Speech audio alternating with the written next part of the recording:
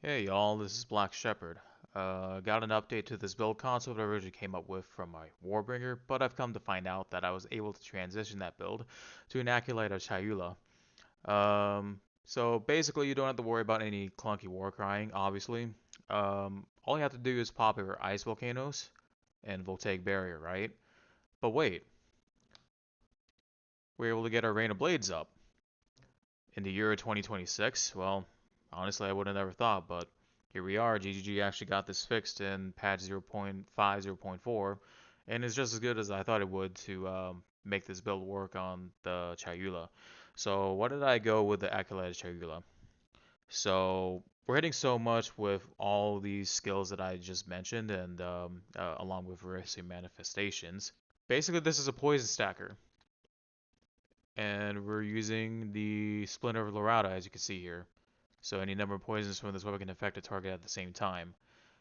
And we enhance this further with the Flames of Charula and the Archon of Charula. So with our current Remnant effect, I'm able to get 17% extra gain as Chaos per stack. Effectively 170% extra gain as Chaos at 10 stacks. Um, Archon of Charula with the Dominion node allocated in our amulet allows us to bypass the delay period Archons usually have, but it comes at a cost of 50% less Archon effect. Um, with the way we have our tree set up and when I next level up, I will be able to negate the less Archon effect to make it baseline of 20% more Chaos and Fizz damage instead of 10% more by allocating the increased Archon effect nodes on the tree. So basically, since I have Whispers of Doom allocated here, I want to be able to allocate this. And this would make this baseline. I would basically negate the reduced effect of the minion that way. As you can see here in my POB, I am getting 17%, as I stated previously, which is huge. This is massive. So that aside from a completely different class and ascendancy, what else is new?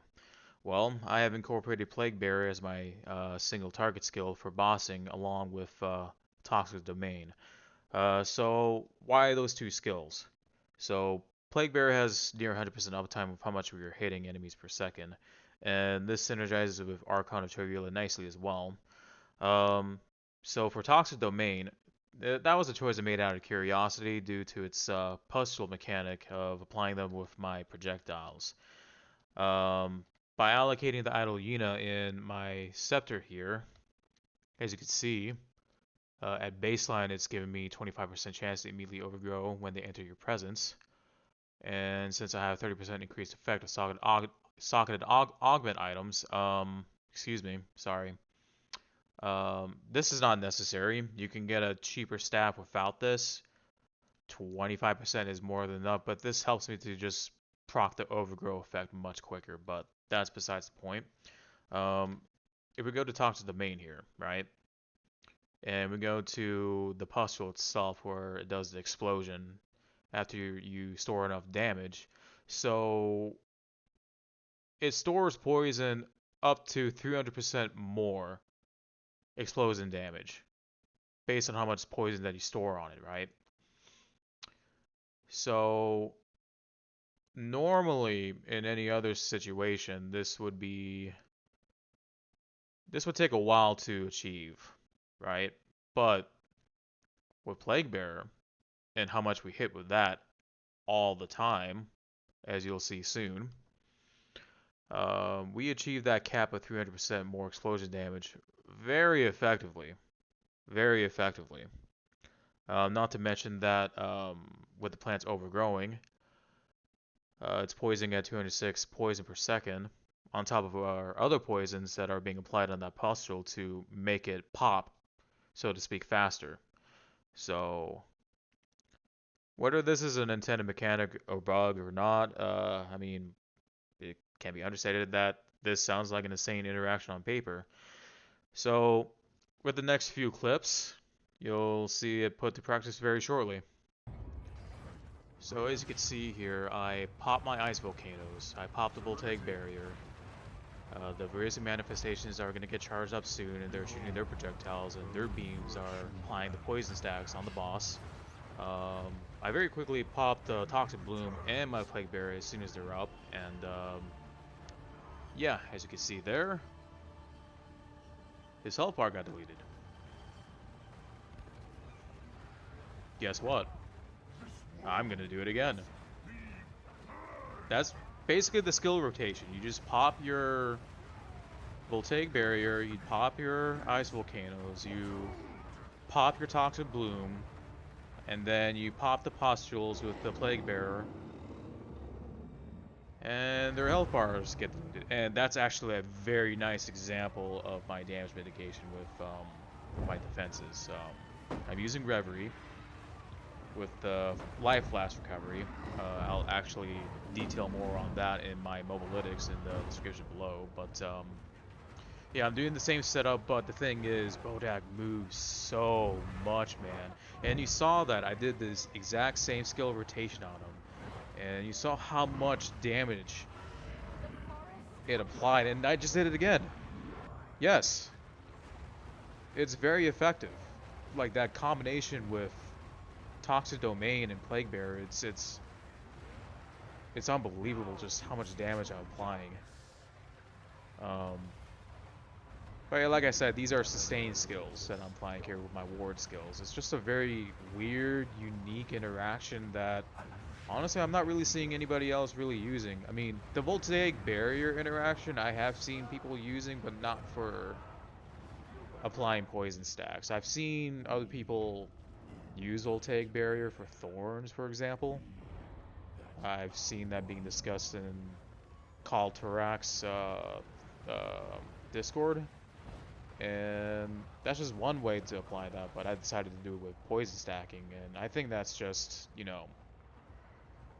I think that's just one of the ways to go about doing a skill like that, since we're hitting so much. And as you can see here with the Xesht fight here, since we're on this now, I would have downed him in one shot had he not went underground. Man, I had to pop off my Plague Bearer twice on him, but he's another example of a boss that moves around way too much. And now here we are with a T16 map with an empowered boss, and I'm also running this with a delirium tablet. Actually, no, that will be on my next clip. Excuse me. Misspoke on that one, but this is just a regular T16 map with an empowered boss. So it's just showing off the the mapping capabilities.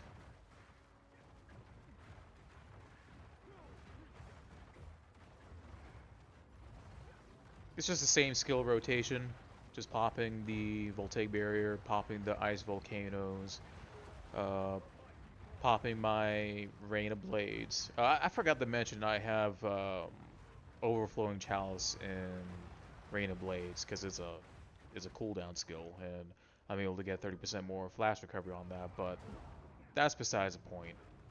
It's just a lot of nice synergies that I'm applying to this build, and it's very comfy. Now, mind you, um, this is not a one-button build by any means, obviously, but it's not bad. You're not slamming buttons all the time. Like, I mean, as I mentioned, this is a build that utilizes sustained skills. You just pop them and they just do the damage for you. You're not actively hitting, if that makes sense. Once you pop down the skill, it just damages for you over time, but they're still considered hits. It's not like damage over time, but it is damage over time at the same time. You're hitting, but you're also applying dots.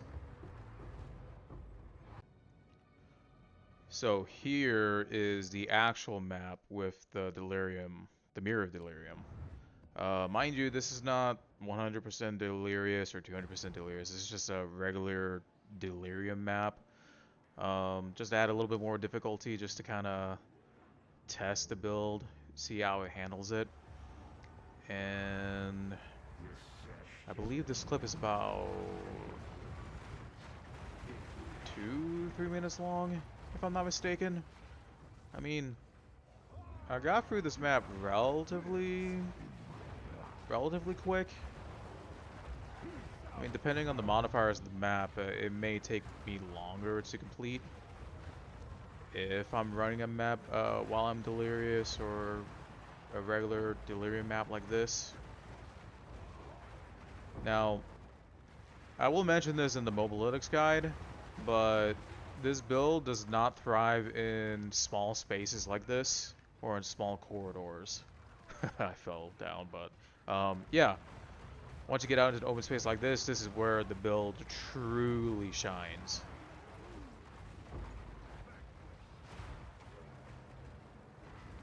Yeah, enough said, but I'm just quickly going through, I'm just quickly clearing through it.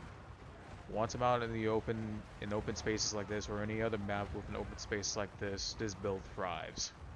You need a lot of space to maximize your coverage and to output as much damage as possible. In enclosed spaces, when you start off in a map like this, I would recommend not to pop your voltaic barrier. Just pop your rain of blades, pop your ice volcanoes, and try to get out of there until you get to your boss. Most bosses are in open spaces. It gives you enough space to apply your skill rotation, and yeah. If you're not in an open space like that, you're just not applying as much DPS as you possibly can with a build like this, in my opinion. Alrighty, now that we are done with this gameplay showcase, I'll go over my gear and items that make this build work. If you want a TLDR right now before I do so, the mobile lotus guide is in the description below, along with my POB and PoE ninja links. Please guys, give me a like and subscribe to my channel, as I plan on making more content like this. I enjoy doing this, and any support in my endeavors is greatly appreciated. I love you guys, seriously.